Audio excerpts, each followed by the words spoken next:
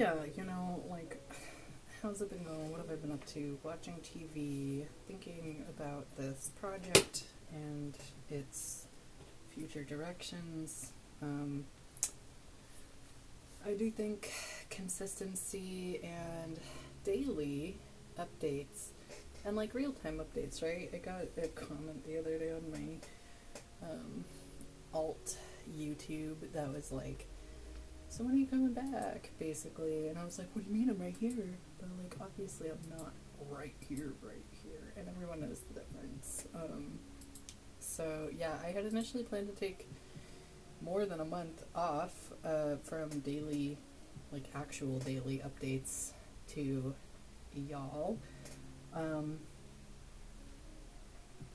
while I did this reorg and um, somewhat compression of certain processes and then expansion of other processes and all this stuff. But yeah, I don't think I can. It's just too important as a part of the whole thing. Otherwise, like, why am I here? Why am I doing it? So we'll keep with the daily entry, or try to keep the daily entry. It has been important, though, to take the time. Like, I think it's been a few weeks now, and I have needed the recovery space. And I am cautious about overexerting myself or extending myself again. I did that a lot last year. I'm known for doing it in a general sense, and even though a lot of times it does end result in, like, involve me having just grown in capacity for extending myself. So, there's a lot of reward in overextending myself, sometimes, in the sense that, like, I end up being able to have more capacity to do stuff or extend myself in the first place. But at the same time, I don't want to live a life of constantly being exhausted and overextended all the time, right? Like, there has to be some kind of balance there. So, trying to find that balance, as always, and have really fallen into a good rhythm with certain things. And I think I've got more of an idea of how I want the next few years to look, which is great, because last year I didn't know how I wanted the next few weeks to look, so that's deeply reassuring, to just be there instead. And I can't help but appreciate the amount of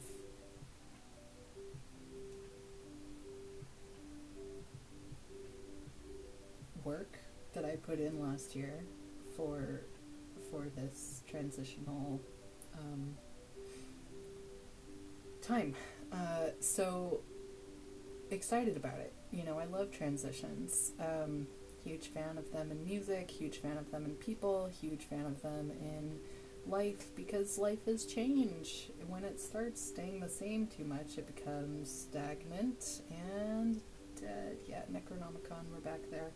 Did you ever read that comic? That was a whole different thing. Holy moly. Let's see.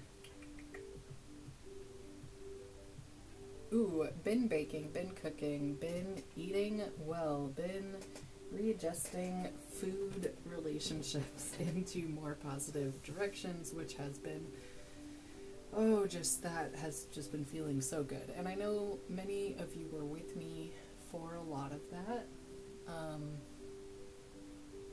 And I know that the kitchen channel was a little terrifying for a bit, but it was really good.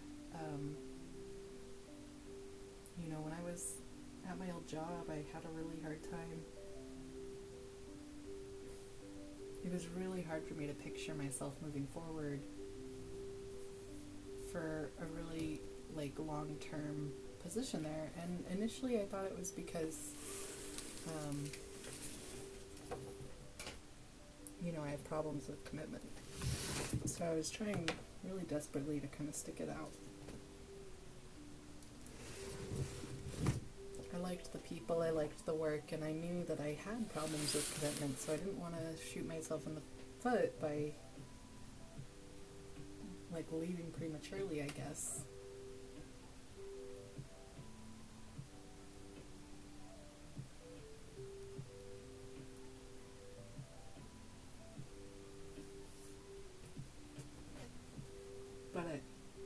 it turned out that I couldn't see myself continuing forward, long term, 10, 20-year plans, which I love the idea of sinking my life into something, right? I love the idea of having the same job every day for the rest of my life.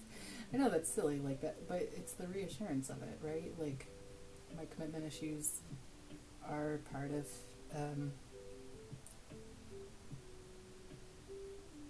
abandonment issues, and so that desire for consistency and security and stability is really strong, and it's really like been a huge motivator in a lot of my life choices. It's been a huge part of what I've sought for myself as a person in the world. So the shift into starving artist was really emotionally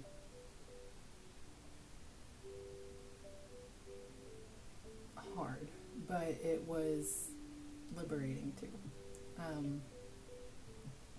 And it turns out I'm okay with starving artist for the entirety of my life. Ideally, I would rather not be starving, but I would love to be an artist. That would be amazing. And I say starving artist sort of flippantly. I'm in a very nice place for artists compared to even where I grew up.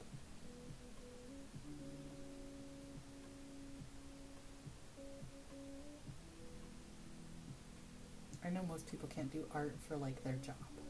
I get that. They should be able to, though. They really should.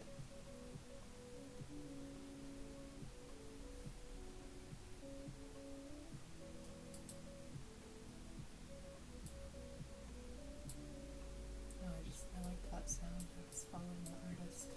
It's Flex. This is Messy by Flex, the remix station.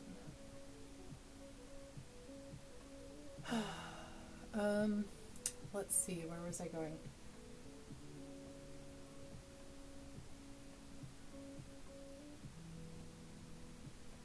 Yeah, I've been appreciating all of the labor from last year, been sitting with my choices, thinking about future directions, sitting with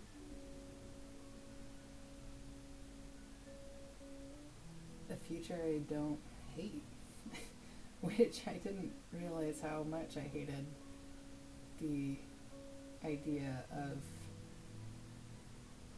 fitting myself into systemic, like, cubby holes for life.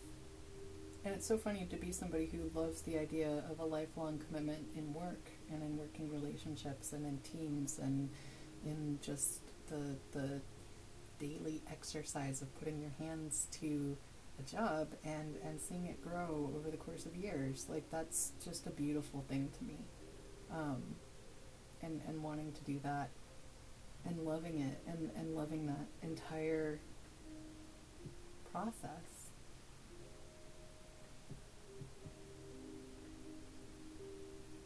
And the joy I feel of not being forced to do that in a way that actively worships death and encourages the oppression of my people and me. It's so joyous, and it's so, like, there's so many deeply conflicting things going on for me, honestly, at the moment. Just like being unemployed and being trying to take off with a podcast, comic art career, and web design. Yeah, I know, but like, sometimes I'm just like, what am I doing? Other times I'm like, I've never done anything better. I've never, ever worked harder. I've never tried harder. I've never employed more of my skills, more of my knowledge, more of my passionate interests. Like, I've never been happier. I've never been more fulfilled. I've never been, like, just all of these things. I'm reading again at voracious rates. I'm actually consuming TV shows and movies, which for a while I was just not. I just couldn't.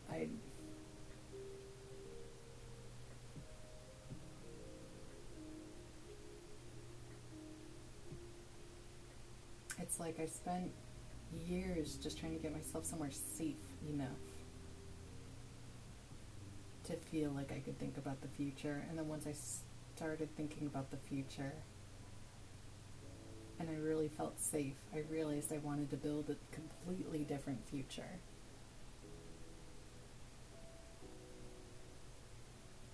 Once I had even a modicum of time to think about how I wanted to contribute to a larger world,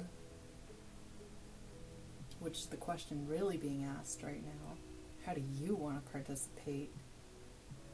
Whether you are raised in a highly individualistic culture or a highly collectivistic culture, the question of what do you bring to the table is always being asked of you by your social group.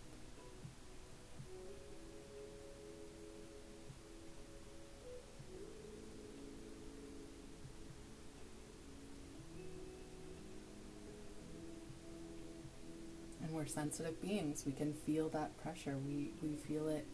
And for many of us growing up, or for many of us, it is the same pressure as church or as state or as education. You don't distinguish this pressure of essentially the unspoken social contract of you and your groups. It's never spoken about for what it is. It's spoken about through the modalities of the institutions that it's often expressed through, right? School, state.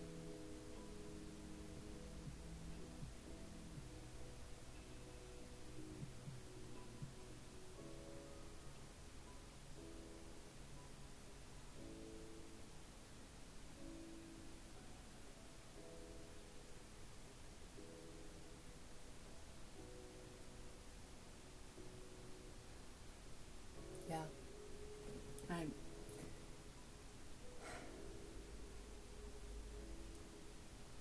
struggling with that, struggling with existential weight, sadness, sorrow.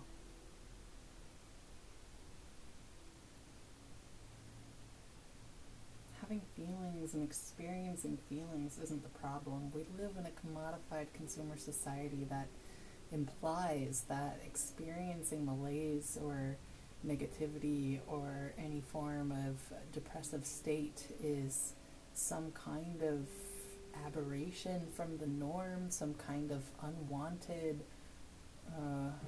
thing to be extracted from ourselves or excised. These are normal responses to our environment, and they're normal variations in the human experience. They aren't things that we can stamp out of us.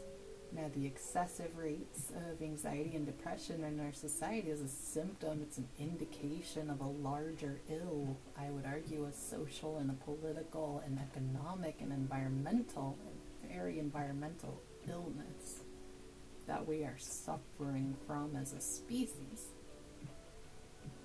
The American industrial complex.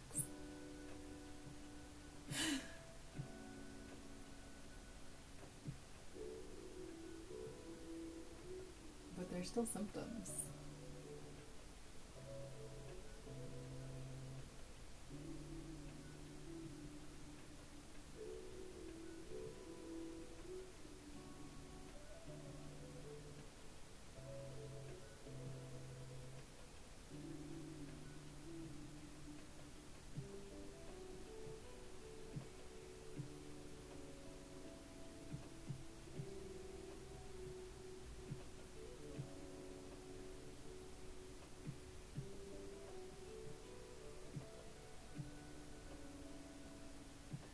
The kitchen has been so good. I cannot believe how much dough I've made from scratch and how well I've been able to incorporate it. It means I've come really far in my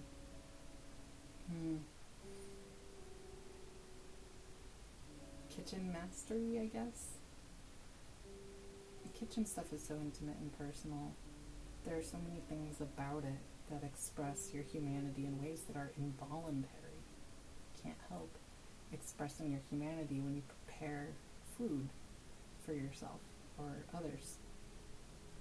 It's one of the reasons that guest right and hosting has always incorporated food as an important ritualistic practice in those endeavors, at least partially as a protective form or as a way of showing good faith to your visitors.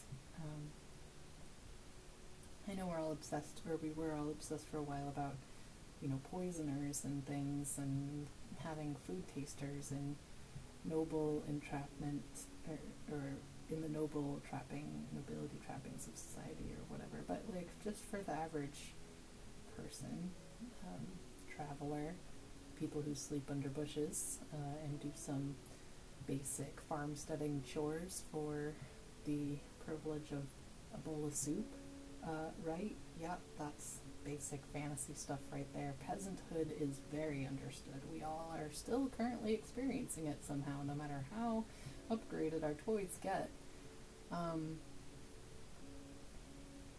But this idea of preparing food, you can't hide your humanity while you go to prepare something that the only purpose of it is to nourish your human body. And the practice of consistently preparing food at my own house is one that I tried to begin implementing in 2015, 14 maybe.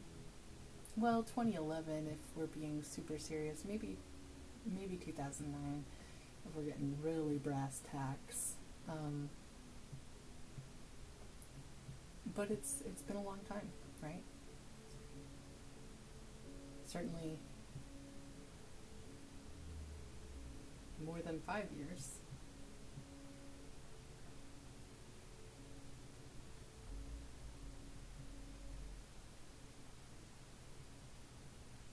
More than 10.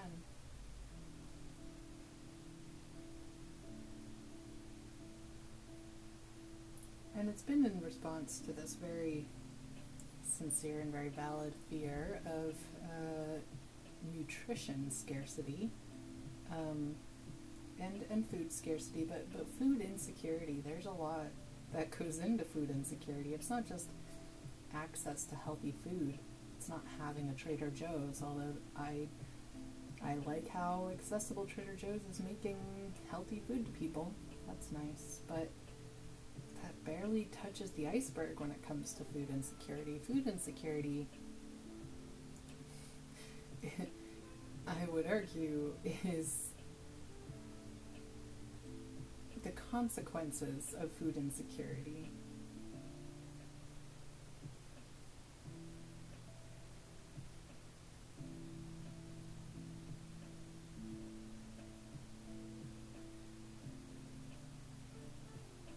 Are felt most by those who are experiencing it the most. And those who are experiencing it the most, I mean psychologically. There could be people who have access to okay food or not really awful food. People who don't live in the super, I'm not going to use the word ghettoized, but deeply, deeply food desert places where the only food that's accessible for you or your family or your neighborhood is coming from a 7-Eleven or a convenience store. And I don't mean the kind of convenience stores they have in the UK or Europe where you can actually get fresh food there. I mean, the kind of convenience stores that you have in the middle of suburbia, where it's really just candy and Gatorade.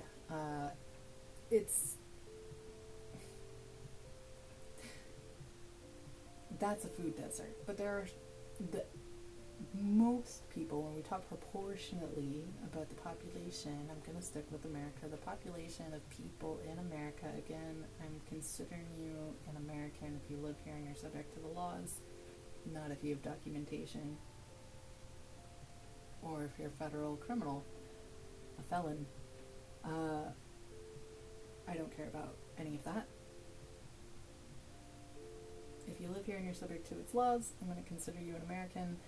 And proportionately speaking, when we talk about population size, most Americans aren't in a food desert and they aren't in a food haven. They're in some kind of strange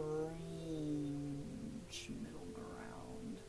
And that strange middle ground is highly specific to your area. There's a lot going on in a regional sense, in a distribution sense, in a agriculture is a deeply dominated industry sort of sense. Yeah, but the average person just has like a highly unique psychological food insecurity, like schema for food insecurity. And it is, in America, it's really regionally unique. Your food insecurity is going to look so different than your neighbors, even if you're right next door. Your particular type of food insecurity is going to actually have a lot more to do with your ancestors' relationship to food and your experience with food in the world, and all of these other things that are more like family specific than they are neighborhood specific. And it's going to be deeply psychological, this food insecurity experience. And I'm kind of just making these words up. I'm not pulling them from any kind of scientific thing. I'm using my general scientific background to make very specific claims about things that you should probably independently verify. But hopefully the experiential aspect of it is ringing true to you, because it's the experiential aspect of this phenomenon that I'm talking to, that I anticipate existing within the average American listener due to my confidence level that this is the average American experience. Most of that is based on travel and moving through a lot of America as an American.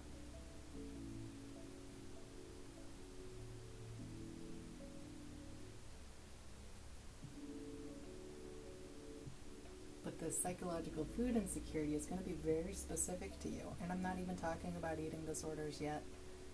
I'm talking about a really vague but very real collection of barriers to your ability to eat in a way that's both nourishing, fulfilling, satisfying, gratifying, and in every way, actually good for you.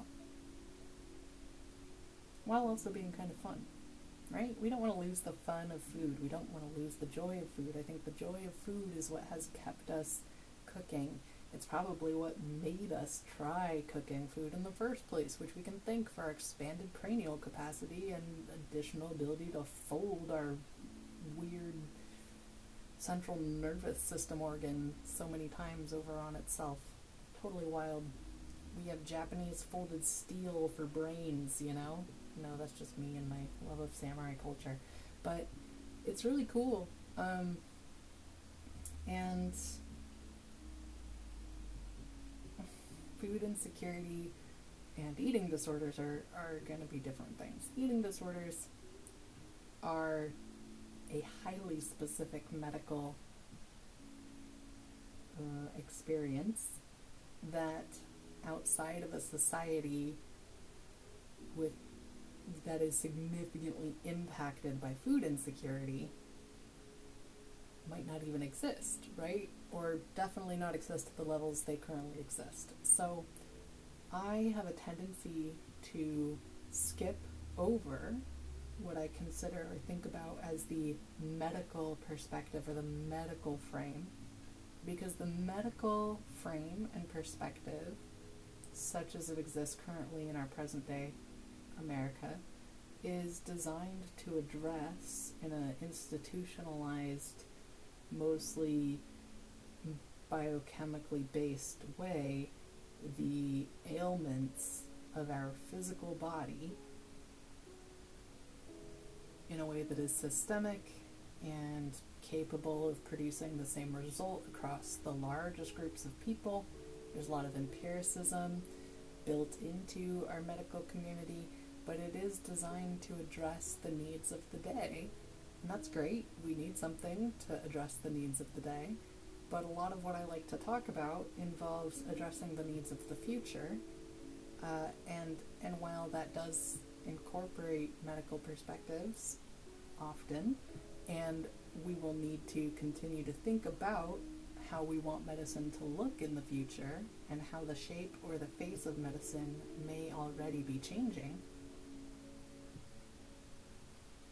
But generally, when I talk about the struggles we face as humanity, as a species, and I bring it to the interpersonal or individualistic level, I rarely want to talk about it from the perspective of medicine within the current framework, because I don't think the current framework of medicine would be relevant or even real if other factors weren't at play.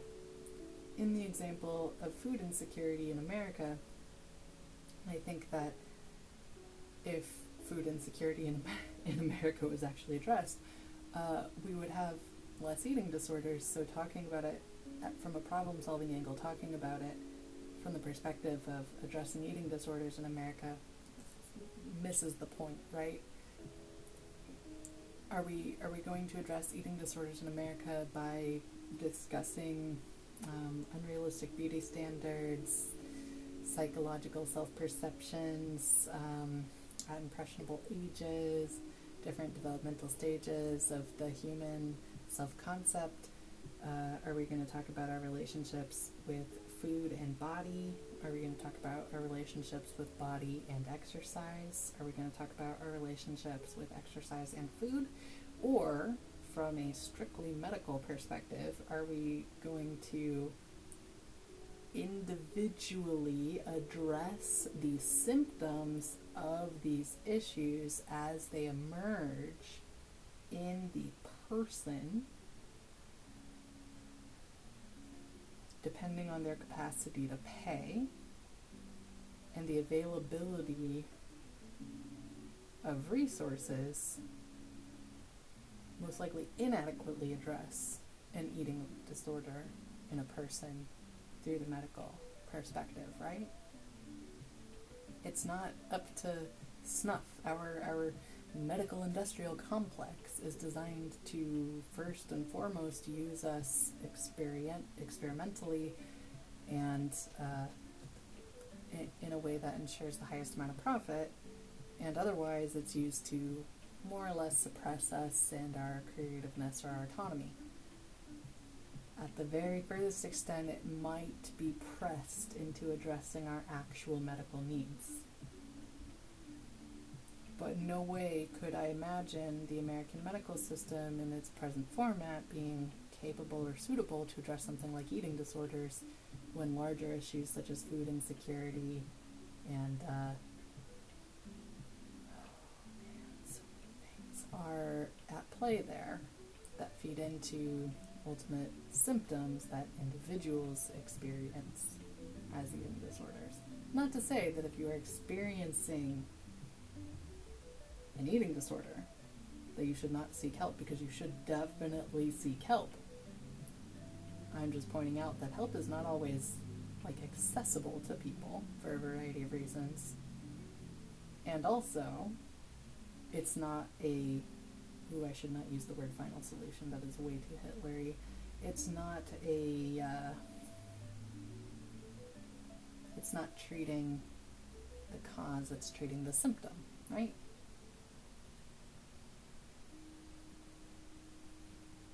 But yeah, this food insecurity, it's so hard. Like for me, I'm gonna talk about me personally and how I've experienced it growing up, and not in the perceived embodied way. You know, a lot of my food insecurity has been emotional, and I know I've told you this. I told you I'm an emotional eater.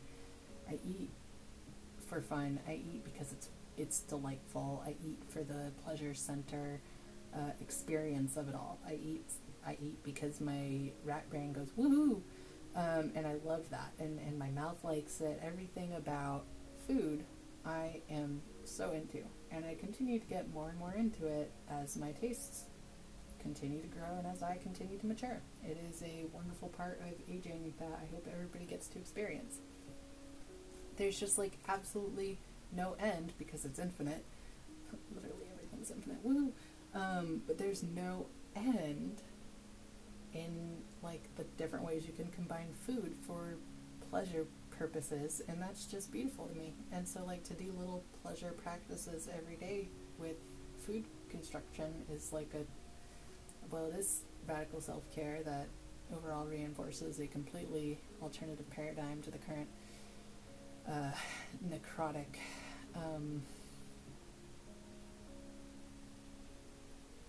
system we're dealing with today. But yeah, food. Oh, I love food. Yeah.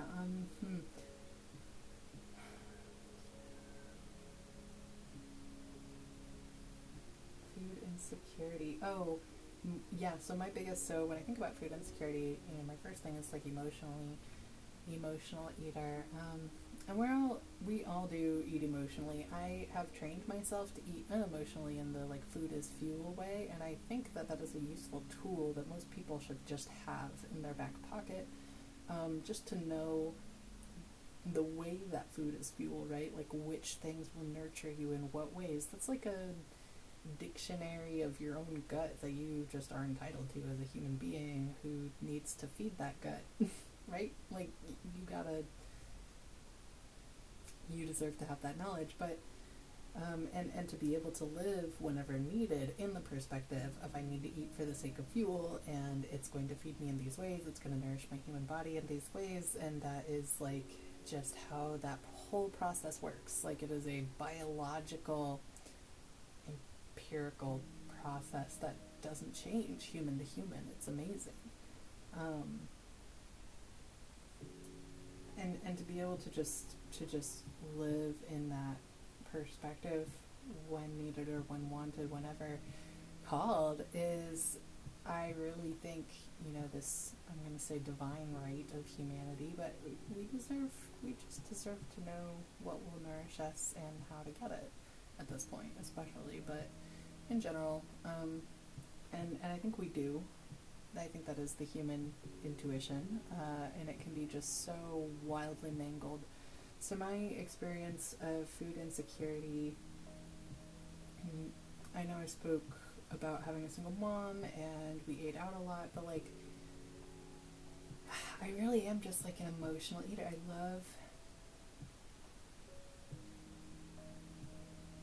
the like comfort you get from a really good meal, and I love the different ways that different meals will comfort you. And the more I started to focus on like what kind of comfort I was getting out of what kind of meal, I was able to kind of more directly target the need that I was experiencing when it came to like eating. And now we are kind of getting into eating disorder, because this is disordered eating, but I would argue that everybody has disordered eating. Food insecurity is a very specific thing when you're talking about society-wide, like access to nourishing resources, but it's not just nourishing resources. A lot of it is this knowledge of like how to cook, how to be economic with your time, your money, and your energy. Everybody hates food waste. I just recently ate a red cabbage, and it took me like 30 fucking weeks to eat this red cabbage, because cabbage actually makes so much cabbage, especially if you're going to eat it shredded. So it's a lot of food. One cabbage makes so much food, and it's a little overwhelming if you're only feeding one person. It's like, oh gosh, now I have to spend 3 weeks eating red cabbage. How am I going to manage that? And you just got to put it in everything, and then it's just red cabbage for days and days and days and days and days. And then you give up, and you're like, you know what, HelloFresh can do this for me, and you just fucking give up, because oh my god, the juggling that you have to do, and I'm giving myself as an example because it's a single individual, it's a single gut to feed, and so it's an isolated example for people to think on, because most people have other people that you're feeding. You're usually not just feeding one person. If you are feeding one person, my example, I'm sure you already understand, like, very personally what I'm talking about, so you don't really need to hear this necessarily, but really, it's hard to juggle eating fresh, healthy food more often than not in your own house, even if you have access to all the resources that could, in theory, conceivably allow you to do that thing. You're also juggling a lot of other aspects surrounding the economy of time, energy, and resources that have to be completely restructured in your mind with a lot of information to inform it, right? Like, I just did an insane amount of dough making purely so I could teach myself which doughs used like yeast versus not, which doughs used oil versus butter, which doughs used warm water versus cold water, all these different aspects that allowed me to understand the way that the dough cooks through, and all of these things that you just have to know. And it's a lot, it's, you're gonna know it a lot better if you know it in your body, and so you're gonna know it a lot better if you just practice it in the kitchen, which is why I was like, well, we need to make a lot of dough. But that knowledge is like, it's foundational knowledge, right? It's underpinning all these other things. I then, after I made the dough, I went on to make cakes and egg rolls and all of these other pies, and I mean, like,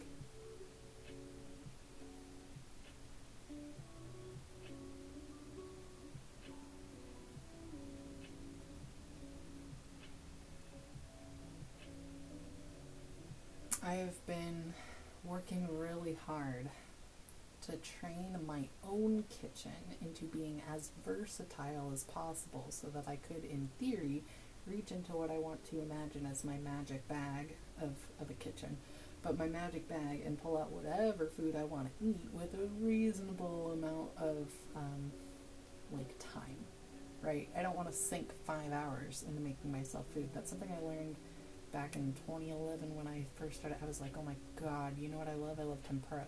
And my biggest motivator in the kitchen is frying things. This shouldn't come as a surprise, but I fucking love fried food. Huge fan. Really think about cardiovascular health all the time because of this, because I know I will die of a heart attack if I allow my love of fried food to get too out of control, and if I don't exercise enough, and if I'm not getting good fats and all of this stuff. But that cardiovascular health is the central like, thing, that the central system I'm focusing on for my overall health, because it is like the most efficient way to ensure an overall good, healthy baseline is looking at that cardiovascular health.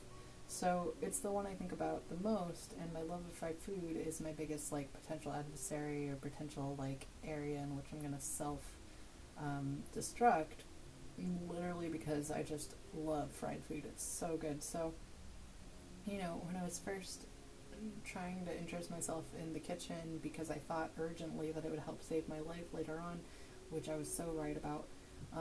But I was really trying to teach myself how to cook and how to do some foundational stuff so that I would have an easier time with more complex tasks, and realizing just how complex kitchen tasks really are.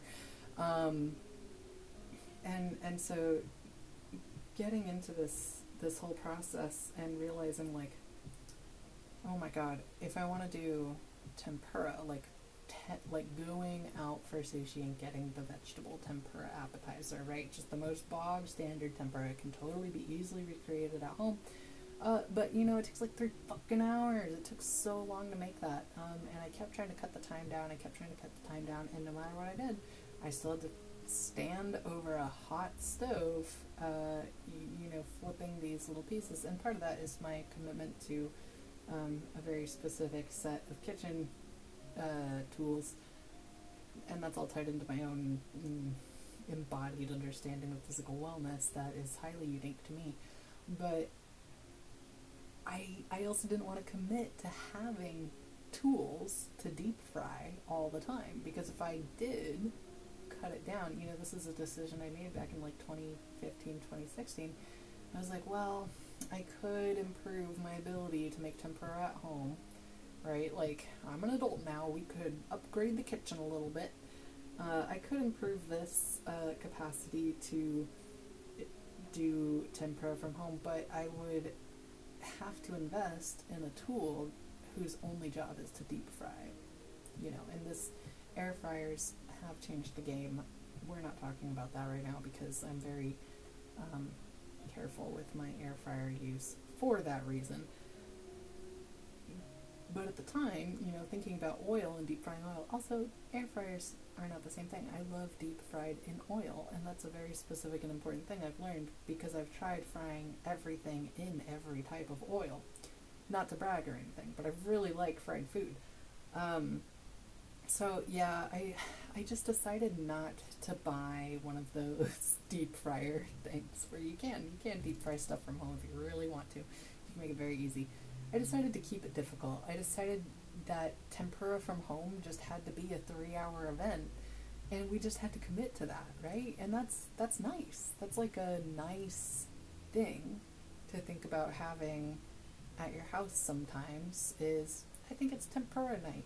We're gonna spend 3 hours painstakingly frying these vegetables over the stove in some hot oil, and we're gonna commit to using a significant amount of probably canola or vegetable oil to make that happen, and that's just how the night's gonna go. And in doing it that way, you are long form allowing the actual cost of the food or materials cost, the genuine real cost, to take up the amount of time it deserves to take up for how much is going into making it. When you think about what had to happen for the canola and the vegetable oil to occur in the first place, there's this significant amount of bodies involved in that oil, right? There's a lot of bodies in that oil. Canola and vegetable oil have a high likelihood in my heart, this is just how my emotional heart feels that it is, but it's more likely to kill you via heart attack because so many more people died to make it. And I know that that's not true, but it's a very convenient way to remember which of the oils are the worst ones for your heart. I think of olive oils, and I think of olive branches and peace doves, which has its own deeply ambiguously coded history, right? Oil in our world has so much history, and when we cook with it, we evoke that history. And when we eat fried food without taking the time to fry it ourselves, it should be special. It should mean something. Just because of everything that's gone into doing it. Even if we can make it faster, should we make it faster, is a valid question. When I decided not to buy the utensils I would need to better deep fry things more often, that was a conscious choice I made for my own health. I know I love fried food. I know I'm going to eat fried food out. I know it's something that I'm going to want to eat when I go out. I know I'm going to call my local taco shop and order french fries for the millionth time because it's $4 and I fucking love french fries. Well, it's $4.75 or something. Or $4.25. No, it's somewhere in there. I heard recently that the banks are not very good anymore at keeping track of their change. Isn't that interesting? I think things are really breaking down now. And I think it's more of a question of whether we want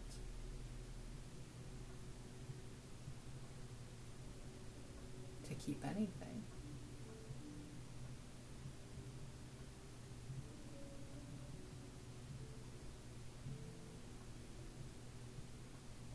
And if so, what?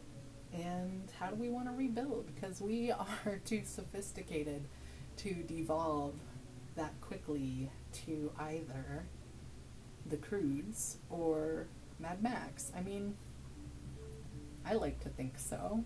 More people than I am comfortable with are excited for a era of Mad Maxdom, so that's always concerning. But I take those people with a grain of salt. I don't really think that they want that level of dystopian apocalypse unless it is the inevitable fallout. Oh gosh. Of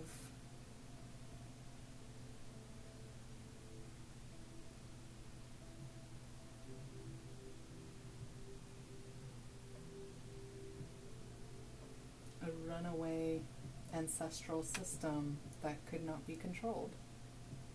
The best stories that we tell ourselves sometimes about the post-apocalypse are the ones where we just couldn't stop it in time, but the people who survived are the good ones, right? We tell ourselves stories all the time. The fact that we have so much variance on post-apocalyptic stories tells us a lot about the way humanity thinks about futures and outcomes.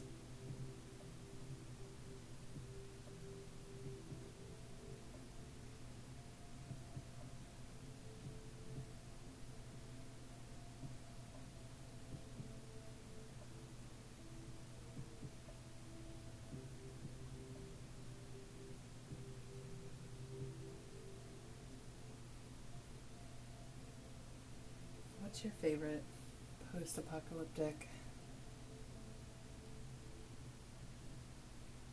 Like, if it has to be post, right? It can't be pre-apocalypse. It can't be preventative apocalypse. It has to be, it already happened. Some kind of catastrophic event completely reshaped the face of humanity. It has to be that level. It has to be pretty big, right? Like, this, it can't. One of the downsides of adding nuance to everything is the convenient use of shades of gray by bad actors in conversations. Oh, but isn't that just always the way?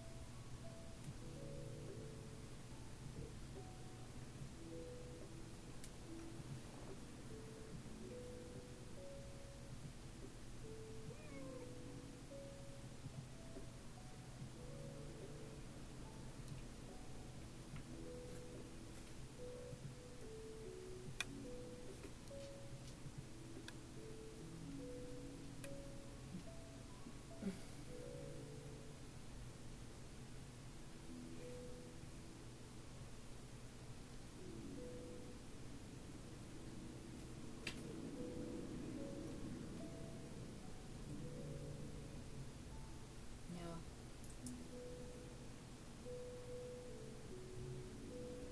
Oh, yeah. So, availability of time, resources, energy, availability of recipes, availability of ingredients. What else would you include in food scarcity? Uh,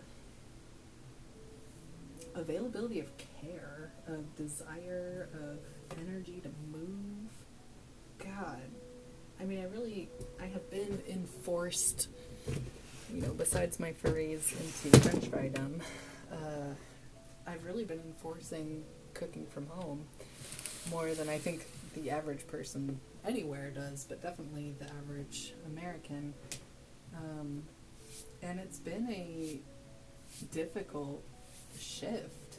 Like the labor it takes on the body to cook is huge. And of course, as you know, I was putting myself through a variety of other types of bodily labors, so it wasn't like the only thing stressing my body out, but doing that much from scratch, cooking at home, is a significant investment. And I did it that hardcore and all the way, all the way forward so that rational modifications could be made to it to like make it easier on the body, to make it quicker, to be maybe more accessible for people in a variety of ways. But I figured if I did it in that like full scale, full on kind of way, it would make it easier for people to modify it, and then they would have like, it was like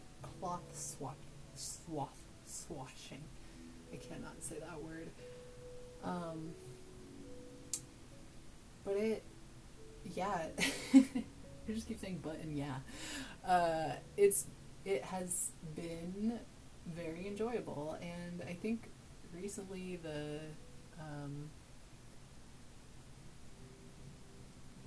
quiet from me has at least in part been just a joy of a new level of achievement in my own kitchen, in my own home, and just taking time to appreciate that and shelter in it and cook for myself. I did a lot of different joyful recipes, like in celebration, right, of the new achievement that we unlocked with my kitchen together as a community.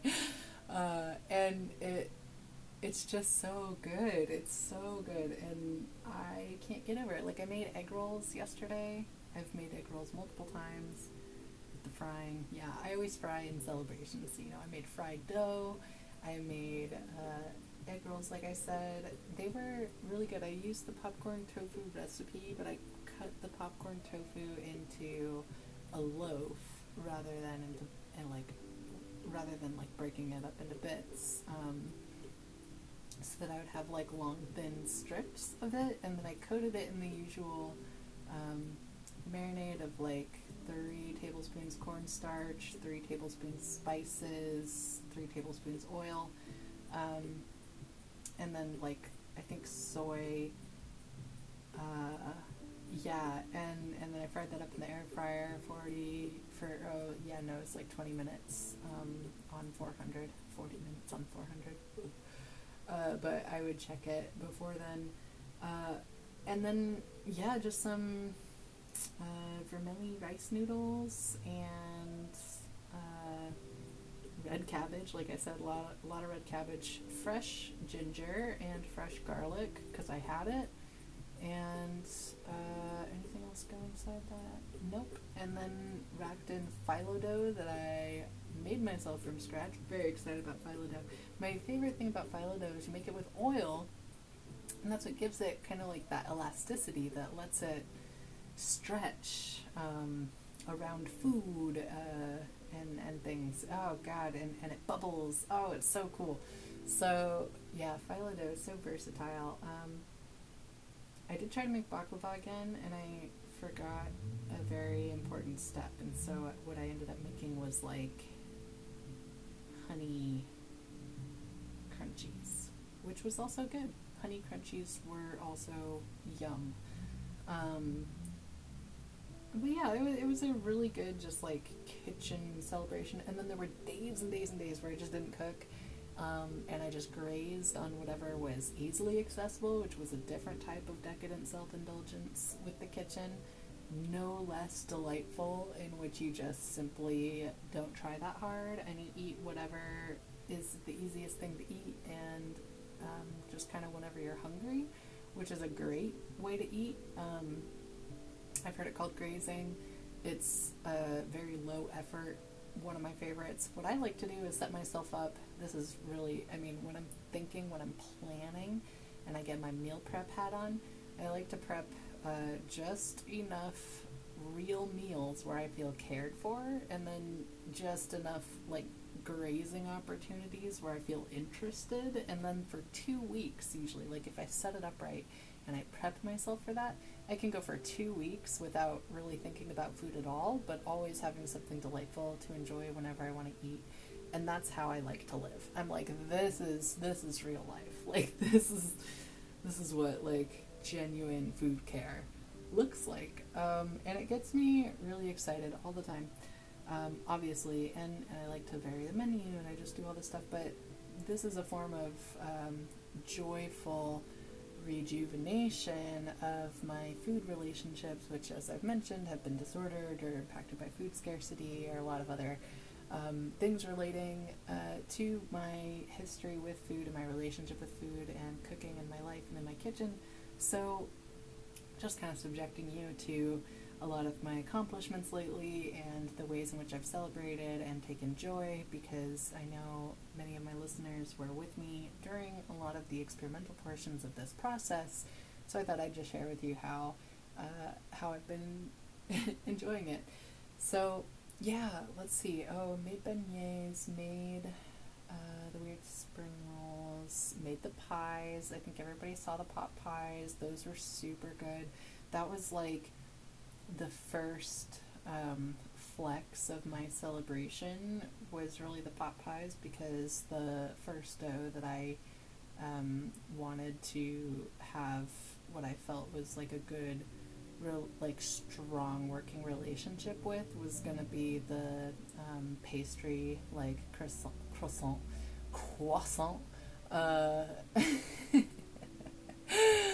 um, pie dough. I really love it. It's a family recipe, and it is most likely to be the bread that my family has eaten like down the lines of tradition. And I don't mean like my direct and immediate family, because I actually don't know.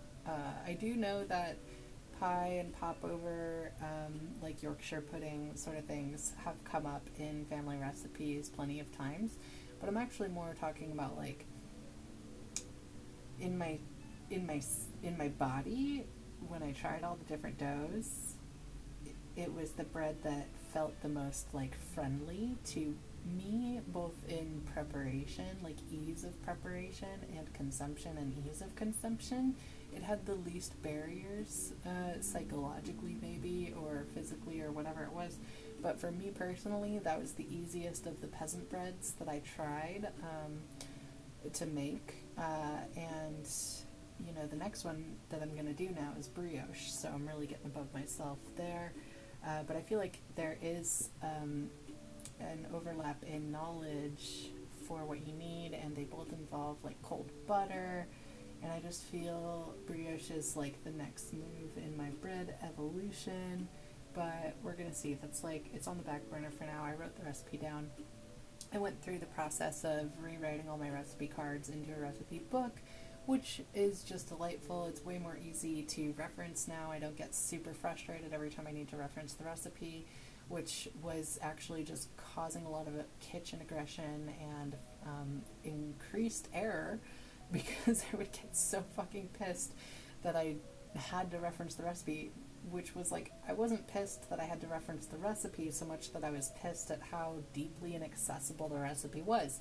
And that is a huge complaint for people. A lot of these recipes, I'm going to talk really fast now, a lot of these recipes that I've been working with and making, I've just pulled off like whatever the top results from Google are, because it's the most ubiquitously like accessible, psychologically speaking. Like, this is the approved way of getting intel, I guess.